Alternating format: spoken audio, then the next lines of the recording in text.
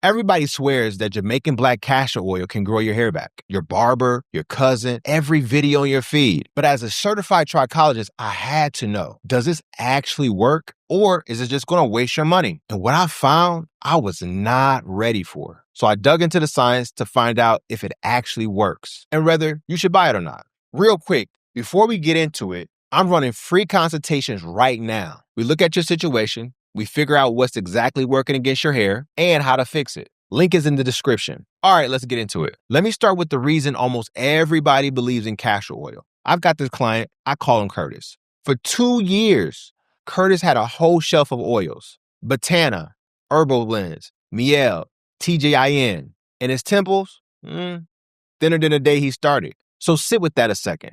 A man doing everything and he's still thinning. So let me tell you what was really going on with Curtis. And you might catch yourself in this one. He puts that oil on and his hair looks better. Feels thicker, got that nice shine. So his brain goes, okay, this is working. And he keeps on buying it. That's the trap. And I've watched grown men stay stuck in it for years. And listen, I get why. It fooled Curtis too. And he's sharp. Castor oil's thick. It wraps around every strand. Weighs the hair down, lays it fuller, catches the light, you run your hand through it, feels denser. So your brain calls it growth. And that's the whole reason castor oil won't go away. That fullness you're feeling, that's not new hair. That's oil sitting on the hairs you've already got, making them look thicker and heavier. You didn't grow a single strand. You just coated the ones that's already there. So here's the one thing I want you to change.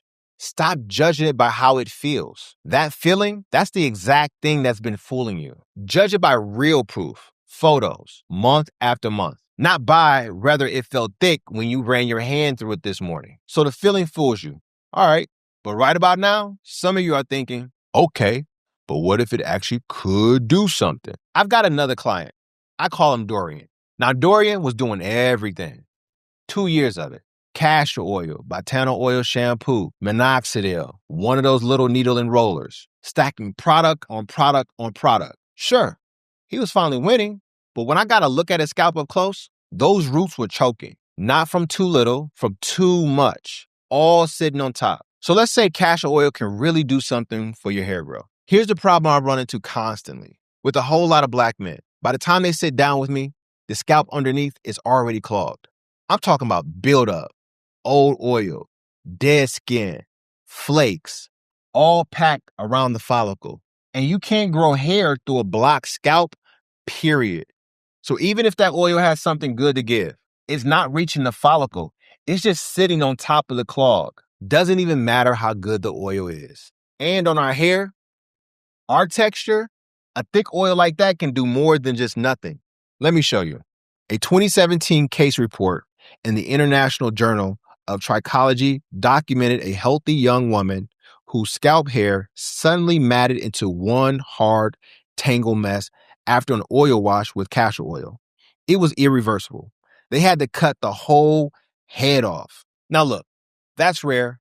I'll be honest with you. The researchers put it on how thick castor oil is. And our texture, that's exactly the kind that mats up like that. But matting or no matting, same lesson either way. Oil on the outside can't reach a problem that's living underneath.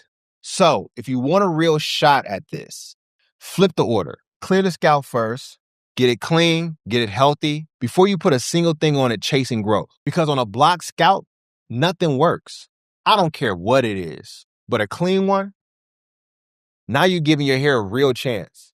But that still leaves the question I promised you up top. Even on a perfect clean scalp, does castor oil itself grow one single hair? So I quit guessing and I went to the science. I went looking for studies, real ones, actual human trials showing castor oil growing hair back. And I couldn't find one, not one. Now, what it is proven to do is condition your scalp. It coats the strand, soften it, cut the breakage, and calm a dry scalp. That's the real part. I'm not going to take that from it. But conditioning a strand of hair and waking up a dying follicle, those are two completely different jobs. Reggie told himself, here and there, I tried that castor oil in the corners because I heard it helped my hair grow. 15 years of here and there, and those corners never stopped thinning.